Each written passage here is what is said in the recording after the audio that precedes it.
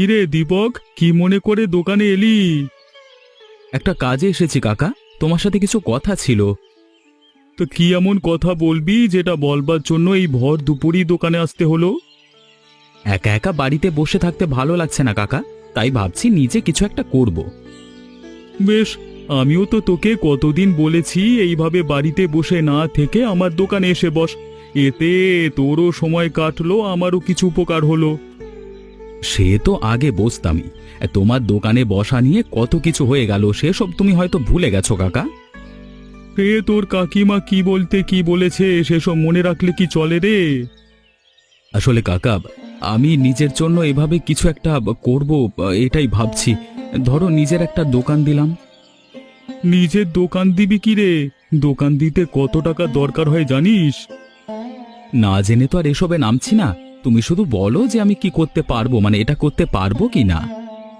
তুই এখন বাড়ি যা, আমি রাতে বাড়ি এসে কথা বলবো, ঠিক আছে? আচ্ছা বেশ, আমি তাহলে আসছি।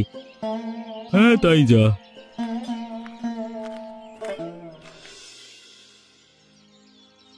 হ্যাঁ রে রঞ্জন, ওই মিনসে দীপকটা কই রে?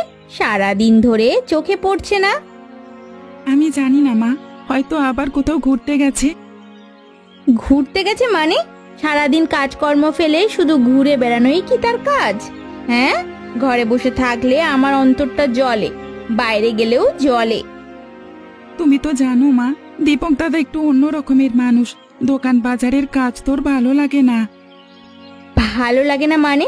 ছেলে মানুষ হয়ে খালি বসে বসে ভাত খাবে, সেটা কি আর মেনে নেওয়া যায়? খালি স্বপ্ন দেখে দোকান দেবে, ব্যবসা করবে। ব্যবসা কি আর ছেলে খেলা নাকি রে রঞ্জন? মা, রাগ করো না, ও হয়তো এবার সত্যি কিছু করতে চাইছে। হুম, ওরে দিয়ে কিচ্ছুটি হবে না রে, শুধু মুখে বড় বড় কথা বলবে, কাজের বেলায় লবডঙ্কা। তোর বাবা যদি ওকে কিছু বলতো তাহলে এভাবে মাথা উঁচু করে কথা বলতে পারতো না। তুমি একদম ঠিক কথা বলেছ মা। আমি তো দেখি দাদা সব সময় ওই মোড়লের চেলার সাথে ঘুরে বেড়াচ্ছে। সে নাকি নিজে নিজে দোকান দেবে। হুম, নিজে দোকান দিবে? সে তো গরুর গাড়ি ঠেলতে পারে না, আবার দোকান চালাবে কি করে? হ্যাঁ বলি, দোকান দেওয়ার মতো এত টাকা পয়সা আসবে কোত্থেকে? হ্যাঁ কোত্থেকে রে? সব শেষে আবার লোকজনের কাছে ধার চাইতে হবে। ধার নেবে কি গো? ঠিক বাবার কাছে চাইবে, তুমি দেখো মা। দিক না দিক, তারপর দেখবি তোর বাবা একদিন কি আর আমার একদিন। কিরে দীপক, তুই এ সময় আমার কাছে এলি, কিছু বলবি না কি রে? জি মোড়ল মশাই, একটা কথা ছিল বই কি। হ্যাঁ বল, কি বলবি? তোকে দেখছি কিছুদিন ধরে কেমন যেন চুপচাপ হয়ে গেছিস, কিছু হয়েছে নাকি রে? হ্যাঁ আসলে মোড়ল মশাই, আমি আর এভাবে ঘরে বসে থাকতে চাইছি না, নিজে কিছু একটা করতে চাই, ভেবেছি একটা দোকান দেব। দোকান দিবি? তা বেশ ভালো ভাবনা, কিন্তু ব্যবসা কেবল ভাবলি হয় না রে দীপক। পুঁজি কোথায়? তোর কি হাতে কিছু আছে নাকি তোর কাকা তোকে পুঁজি দেবে না? সেটাই তো সমস্যা মোড়ল মশাই, আমার হাতে তেমন কিছুই নেই। এইদিকে আমার কাকাও আমাকে কোনো সাহায্য করবেন না বলে দিয়েছেন। তবে তো একটা ঝামেলা বাঁধিয়ে দিলি রে দীপক। শোন দীপক, ব্যবসা মানে কিন্তু শুধু দোকান খোলা নয়, হিসেব রাখতে জানতে হয়, লোকজনের সঙ্গে মানিয়ে চলতে হয়, ধৈর্য ধরতে হয়, জানতে হয়। তুই কি এসব সামলাতে পারবি? পারবো মোড়ল মশাই, শুধু আপনি আমাকে একটু পথ দেখান। তোর চোখে বেশ আগ্রহ দেখছি, তবে আগে ঠিক করে ভেবে দেখ। দোকান খুলতে হলে জায়গা, মাল আনতে টাকা, ধৈর্য, এই তিনটেই চাই। তোর মধ্যে এসব শেষ অবধি থাকবে তো? আমি আমার সর্বোচ্চ দিয়ে চেষ্টা করব মোড়ল মশাই। ঠিক আছে, আমি দেখছি কি করা যায়। তুই এখন যা। জি আচ্ছা, আমি তবে আসছি। আরে রমেশ দা, কেমন আছো? হ্যাঁ, দেখি দেখি 1 কেজি চিনি আর আধা কেজি ডাল দাও তো। তা না হয় দিলাম, তবে পকেটে টাকাটা আছে তো মদন? এই দেখো, আজকে আবার টাকাটা আনতে ভুলে গেছি। আমি বলছি যে টাকাটা কালকে দিলে হবে না? আজকের জন্য বাকিতে দিয়ে দাও না গো রমেশ দা। আরে বাপু, তুই তো মাসে 30 দিনই কালকে দেব বলিস।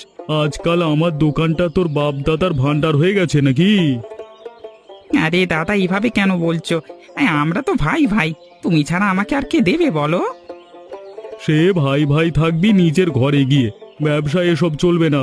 আমার দোকান চালাতে টাকা লাগে। টাকা দেবো না বলিনি তো, আজকের মতো দিয়ে দাও না দাদা। বাকির খাতাটা একবার দেখবি নাকি? তোর নামই তো সব পাতা ভরে গেছে। দেখো কাণ্ড, তুমি এত রাগ করছো কেন গো? দেবো বলছি তো। তুই আজকে যা তো ভাই, ফালতু বিরক্ত করিস না। কালকে টাকা নিয়ে আয়, তারপর জিনিসপত্র দেব। তাহলে দেবে না তো? তুই আজকে যা তো ভাই, ফালতু বিরক্ত করিস না। কালকে টাকা নিয়ে আয়, তারপর জিনিসপত্র দেব। তাহলে দেবে না তো? তুই যা তো ভাই। ঠিক আছে, যাচ্ছি, আমিও দেখে নেব।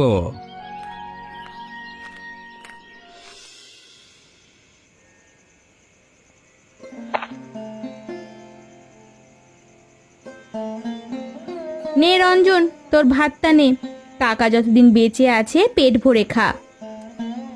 গিন্নি, খাওয়ার সময় এভাবে বলতে হয় না। ওই লাই দাও, লাই দিয়েই ওরে আরো মাথায় তোলো। আমার কি? আমি তো কাজের চেষ্টা করছি, আর কি করতে বলছো আমাকে? তাছাড়া আমার বাবার জমিগুলো এবং কাকার কাছেই তো আছে, সেখান থেকে কিছুটা দিলেও আমার উপকার হতো। শুনলে, হলো তো? শান্তি হলো তো?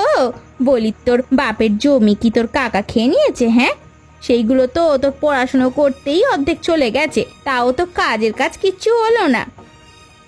এত বড় বড় কথা বলিস না দীপক। দুপুরেও দোকানে গিয়ে বড় বড় কথা বলে এলি, এখন আবার কাকির মুখে মুখে কথা বলছিস। এভাবে চললে কিন্তু। কি এভাবে চললে কি বাড়ি থেকে বের করে দেবে? ওই একটা জিনিসে তো শুধু বাদ আছে। হ্যাঁ, সেটা করলে বলো, এক্ষুনি বেরিয়ে যাচ্ছি।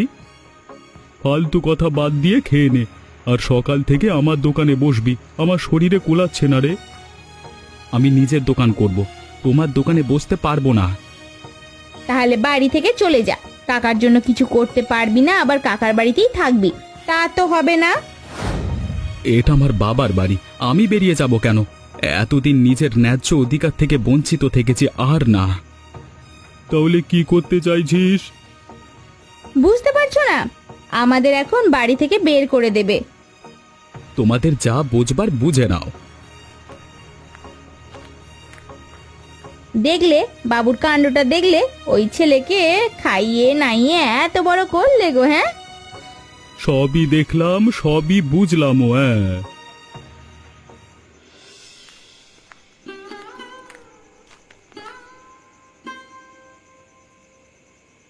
কি গো মদনদা, মোড়লের বাড়ি থেকে ফিরছো বুঝি? হ্যাঁ রে দীপক, কিন্তু তোর মুখখানে এমন দেখাচ্ছে কেন? কিছু হয়েছে নাকি? আর বলো না, আজকে কাকিমার সাথে বেশ তর্কাতর্কি হলো। মাথায় প্রচুর রাগ উঠে গেছিল, নিজেকে আর সামলাতে পারলাম না। কেন রে, কি হলো হঠাৎ করে? তুমি বুঝবে না গো মদনদা, কত অপমান, কত যন্ত্রণা সহ্য করছি সেটা কেবল আমিই জানি। আজকে মনে হলো আর পাচ্ছি না, তাই মাথায় যা ছিল সব ঝেড়ে দিলাম। একদম ঠিক করেছ। তোমার কাকিটা যে ঝগড়টে মহিলা, আমার তো দেখেই কেমন ভয় করে। তোমাকে আর কি বলবো, যখনই খেতে বসি তখনই এক গাদা কথা শোনাবে। মাথাটা কি ঠিক থাকে? শোনো দীপক, অপমান সহ্য করে কেউ কখনো বড় হতে পারে না। প্রতিবাদ করবে, অন্যায় সহ্য করবে না কখনোই। নিজের অধিকার নিজেকেই বুঝে নিতে হবে। সেটাই করব ভাবছি। বিকেলে মোড়ল মশাইয়ের কাছে গেলে দেখলাম, তা উনি কি বলল? বললেন তো একটা ব্যবস্থা করবেন, দেখি কি হয়। ওনাকে এখন তোমার ভরসা করতেই হবে। মোড়ল মশাই যার ভালো চান তার কপাল খুলে যায়, তাই বলছি ওনার সাথে বেশি বেশি চলাচল করো। হ্যাঁ, সেটাই করতে হবে। তাহলে চলো এখনই দেখা করে আসি। যাবি? ঠিক আছে, চল।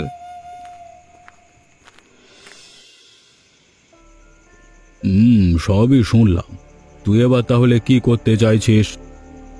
মোড়ল মশাই, শুনলাম আগামী সোমবার নাকি বড় বিল পারে একটা বিশাল হাট বসবে, যদি সেখানে একটা দোকান দিতে পারি। হ্যাঁ কর্তা, আমিও শুনলাম। আর সেখানে নাকি প্রত্যেক বছর বিশাল বড় করেই হাটটা বসে, খুব বেচা কেন হয়। তাই নাকি? বেশ, তো তাহলে দেখি যদি দোকানটা দিতে পারিস, লাগলে মদনকে সাথে রাখিস। কিন্তু মোড়ল মশাই, আরো একটা বিষয় আছে। আবার কি হলো? আমার কাকার কাছে আমার বাবার প্রায় 3 বিঘে জমি আছে, সেগুলো যদি আমার কাছে হস্তান্তর করবার ব্যবস্থা করতেন আমার খুব উপকার হতো। তাহলে তো তোর কাকার সাথে একবার কথা বললে হয়। বলুন, দরকার পড়লে তাই বলুন, তবুও আমার জমি আমার কাছে আনবার ব্যবস্থা করুন। আচ্ছা বেশ, তাহলে আমি রমেশের সাথে একবার কথা বলবো। তুই তবে এবার যা, দোকান দেওয়ার ব্যবস্থা কর, সময় তো আর বেশি নাই রে। জি মোড়ল মশাই। আগে কর্তা, আমি তাহলে দীপকের সাথে যাই। ঠিক আছে, যা।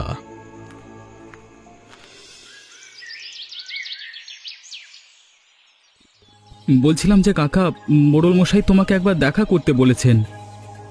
মোড়ল মশাই আমাকে দেখা করতে বলবেন কেন? নিশ্চয়ই তুই সেখানে গিয়ে কিছু বলেছিস। হ্যাঁ বলেছি, আমার বাবার জমি আমার নামে দিতে হবে, সেটাই বলে এসেছি। কি, তোর এত বড় সাহস?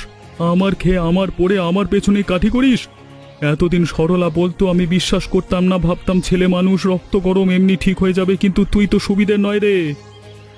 আমি অন্যায় করলে না শুধরাবো? এখানে আমার অন্যায়টা কোথায়? আমার ন্যায্য অধিকার আমি চাইবো না? ন্যায্য অধিকার আবার কি রে? তুই কি বাতাসে এত বড় হয়েছিস? তোর মা বাবা তো সেই কবেই ক্ষত হয়েছে, এতদিন কার খেয়ে বড় হলি? তোমার সাথে এত কথা বলে আমার লাভ নেই। তুমি মোড়লের কাছে গিয়ে যা বলবার বলবে, আর কালকের মধ্যে আমার কিছু টাকা দেবে। টাকা? আমি কোনো টাকা পয়সা দিতে পারবো না। ঠিক আছে, টাকা কিভাবে নিতে হয় সেটা আমিও ভালো করেই জানি। যা যা যা খুশি কর, আবার রাগ দেখাচ্ছি। বলি, আমি না থাকলে চোখে এতদিন সর্ষে ফুল দেখতিস। সে তুমি বিনা স্বার্থে কিছুই করো না। এখন তোমার সাথে কথা বাড়ানোর ইচ্ছে আমার নেই। টাকা রেডি করে রাখবে, আমি চললাম। টাকা যেন গাছের পাতা, বললো আর আমি ছিঁড়ে দিয়ে দেবো যত সব।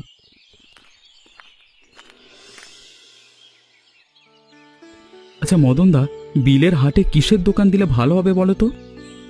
অবশ্যই নিত্য প্রয়োজনীয় পণ্যের একটা দোকান দিতে হবে, আর খুবই সাশ্রয়ী হতে হবে। আমি বলি কি দীপক, তোমাকে একটা ছোটখাটো মুদির দোকান খোলো, মানে তুমি খোলো। মুদির দোকান? এতে লাভ ভালো হবে তো? আশা রাখছি ভালো হবে। তাছাড়া মাছের ব্যবসাও করতে পারো। মাছ? এখন তো সিজন চলছে, ভালো সাইজের ইলিশ আর চিংড়ির দোকান দিলে কেমন হবে? ভালো হয়, দিতে পারো। তোমাকে কিন্তু তাহলে সব সময় আমার সাথে থাকতে হবে, থাকতে পারবে? হ্যাঁ পারবো, আর কর্তা তো সেদিন বললেনই যে তোমার সাথে থাকতে। তাহলে আমার আর কোনো চিন্তাই রইল না। নিশ্চিন্তে থাক দীপক, বিধাতা চাইলে সব হবে।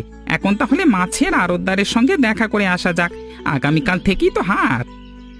হ্যাঁ গো দাদা, তাই চলো।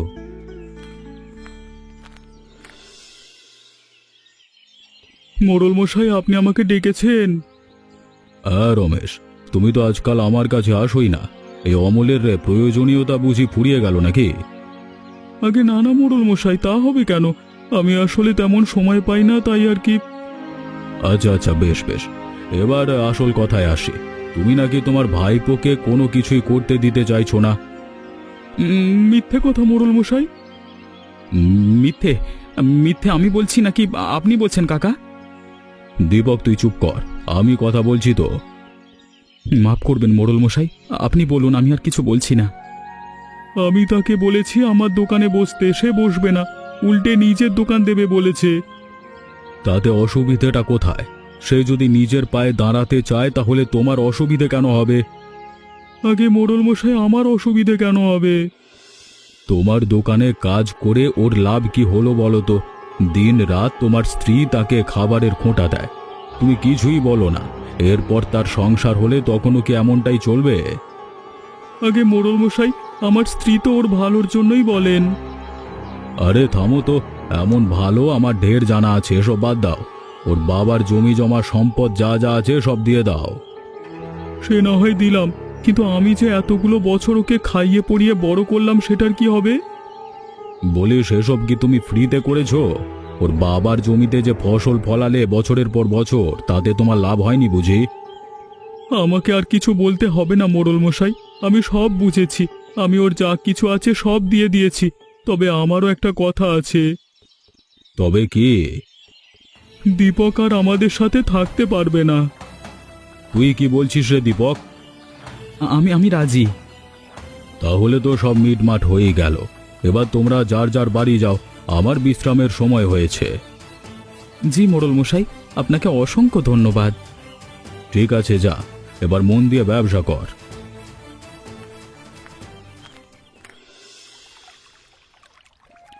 দেখেছো মদনদা, দেখেছো হাটটা কেমন জমজমাট হয়ে উঠেছে না? হ্যাঁ, সেটাই তো দেখছি রে। এতদিন শুধু এই হাটের কথা শুনে এসেছি, আজকে নিজের চোখে দেখেছি। মনটা কেমন আনন্দে ভরে গেছে। হ্যাঁ, আমারও ভীষণ ভালো লাগছে। আচ্ছা মদনদা, আমাদের মাছগুলো কি বিক্রি হবে? আরে হবে হবে, হবে না কেন? একটু ধৈর্য রাখো। কেমন ভয় ভয় করছে গো, যদি বিক্রি না হয়। দাঁড়াও, আমি দেখছি। ক্রেতাকে আমার নিজেরই ডাকতে হবে। ডেকে ডেকে ক্রেতা আনবে? আরে দাঁড়াও না, দেখো না শুধু আমি কি করি। আরে ও দাদা, এখানে তাজা তাজা বড় ইলিশ আছে, লাগবে নাকি? বড় চিংড়ি, বড় কাতলা, কোনটা লাগবে দাদা? তাজা মাছ নিতে চাইলে আমাদের দোকানে চলে আসো, আজকেই ধরা মাছ, একদম টাটকা। তুমি তো দেখছি ভালোই পারো। দাদা, বলছিলাম যে বড় কাতলা মাছের দাম কেমন হবে? খুব বেশি না দাদা, 200 টাকা কেজি। নেবেন নাকি? দাদা, আমাকে তাহলে বড় কাতলাটা ওজন করে দিয়ে দাও। এক্ষুনি দিচ্ছি দাদা, 2 মিনিট দাঁড়ান। এই নিন দাদা আপনার কাতলা মাছ। বেশ বেশ, এই নিন টাকা। ধন্যবাদ দাদা। দেখলে দীপক, দেখলে আমাদের মাছগুলো কেমন বিক্রি হয়ে গেল, দেখলে? তাই তো দেখছি গো মদনদা, আমি ভাবতেও পারিনি আমার সবগুলো মাছ এভাবে বিক্রি হয়ে যাবে। যে কদিন হাট থাকবে আমরা রোজ হাটে আসবো, কি বলো? হ্যাঁ, অবশ্যই। বাবা, আমরা কাজটা কি ঠিক করছি? দীপক দাদা জানতে পারলে ভীষণ কষ্ট পাবে। এসব কষ্ট বাদ দে তো রঞ্জন, সে আমার মনে কষ্ট দেওয়ার আগে একবারও ভেবেছিল? কিন্তু বাবা, এসব বাদ দে, টাকাটা ওই বাক্সে থাকতে পারে, সেখান থেকে নিয়ে আয়। ঠিক আছে বাবা, তুমি যা বলবে তাই হবে। বাবা, সব হয়ে গেছে, সবগুলো টাকা নিয়েছি, এখন চলো দ্রুত বের হই। ভালো করে দেখেছিস তো? একটা টাকাও ফেলে আসবি না। সব নিয়েছি বাবা, তুমি কোনো চিন্তা করো না। দাদা কালকে মাছ কেনবার মতো কোনো পয়সা পাবে না, আর হাটে দোকানও দিতে পারবে না। সাব্বাস, চল বাবা চল, শিগগির বাইরে চলে চল, দীপক বুঝতে পারলে একটা কেলেঙ্কারি হয়ে যাবে। চলো বাবা।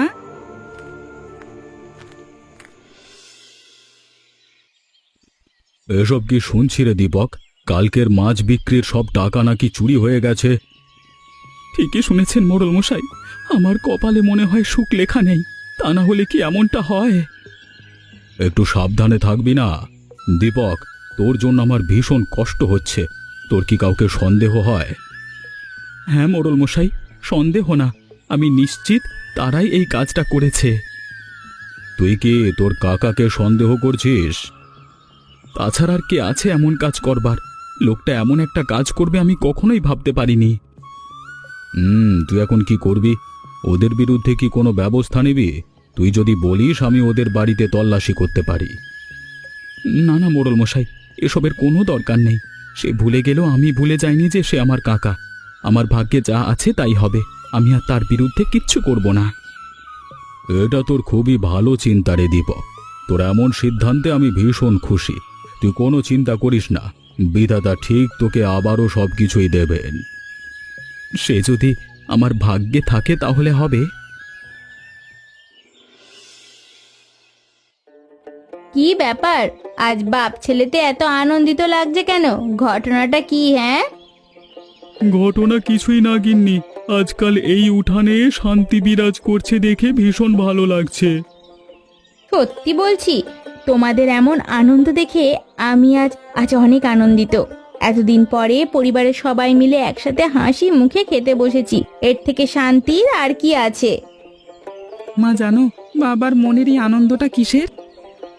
বুঝেছি রঞ্জন, বুঝেছি। তোরা কি ভেবেছিস কাল রাতে তোরা কি ঘটিয়েছিস সেটা আমি জানি না? ও, তুমি তাহলে সব জানো? হ্যাঁ রে হ্যাঁ, আমি সব জানি।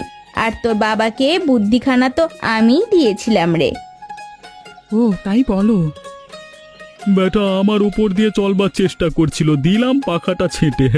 এবার উঠতে থাক মনের সুখে। হ্যাঁ, একদম ঠিক বলেছ গো। আর আপনারা এমনই মজার মজার গল্প দেখতে আমাদের চ্যানেলটিকে সাবস্ক্রাইব করতে ভুলবেন না।